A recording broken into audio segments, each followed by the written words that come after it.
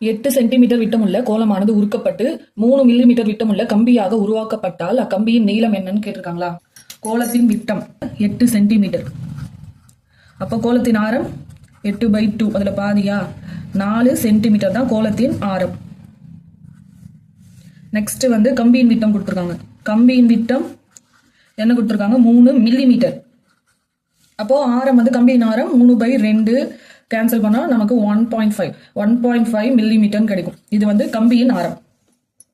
இப்போ இங்க வந்து இது சென்டிமீட்டர் இருக்கு, கோலத்தின் ஆரம் வந்து சென்டிமீட்டர், கம்பியின் ஆரம் வந்து மில்லிமீட்டர் இருக்கா? இது ரெண்டு, இதை வந்து மில்லிமீட்டர் இப்போ சென்டிமீட்டரா மாத்தணும். மில்லிமீட்டர் சென்டிமீட்டரா மாத்தணும்னா என்ன பண்ணணும்?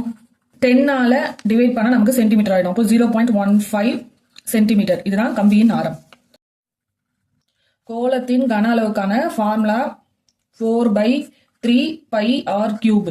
இங்க 4/3 பை அப்படி வச்சுப்போம். ஆரோட வேல்யூனா கோலத்தின் ஆரம் வந்து 4. அப்போ 4 Cuba.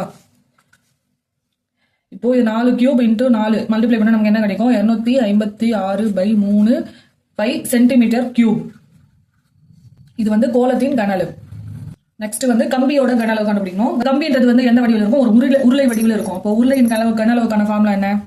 By R square L. Pi அப்படி வச்சுப்போம். ஆரோட வேல்யூ கம்பியின் ஆரம் என்ன? 0.15.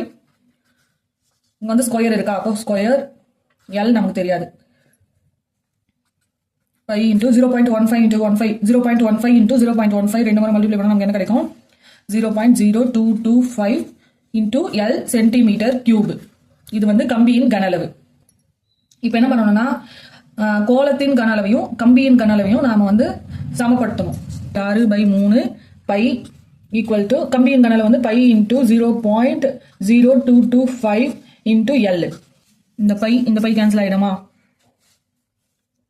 இப்போ எல்லோட வேல்யூ தான் நம்ம கண்டுபிடிக்கணும். நீளம் தானே கேட்டிருக்காங்க. இப்போ எல் ஈக்குவல் டு 256/3. இந்த 0.0225 வந்து ஈக்குவல் டு இந்த பக்கம் வந்தா டிவைட்ல வந்துருமா? இப்போ 3 இன்டூ 0.0225. இப்போ எல் ஈக்குவல் டு 256 இந்த 3 இன்டூ 0. இது ரெண்டையும் மல்டிப்ளை பண்ணா நமக்கு என்ன கிடைக்கும்? 0.0675 கிடைக்கும்.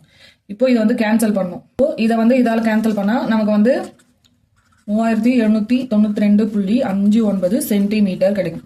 இது வந்து நீளம். எல்லோட ஆப்ஷன் வந்து மீட்டர்ல கொடுத்துருக்காங்களா? இப்போ சென்டிமீட்டர் இருக்கு. சென்டிமீட்டர் அப்போ வந்து இப்போ மீட்டரா மாத்தணும். மீட்டரா மாத்தணும்னா என்ன பண்ணணும்? 100ஆல டிவைட் பண்ணணும். இப்போ 3792.59/100 மீட்டர். இப்போ நமக்கு என்ன கிடைக்கும்? 37.92 மீட்டர். இதுதான் நீளம். B 37.9 metre.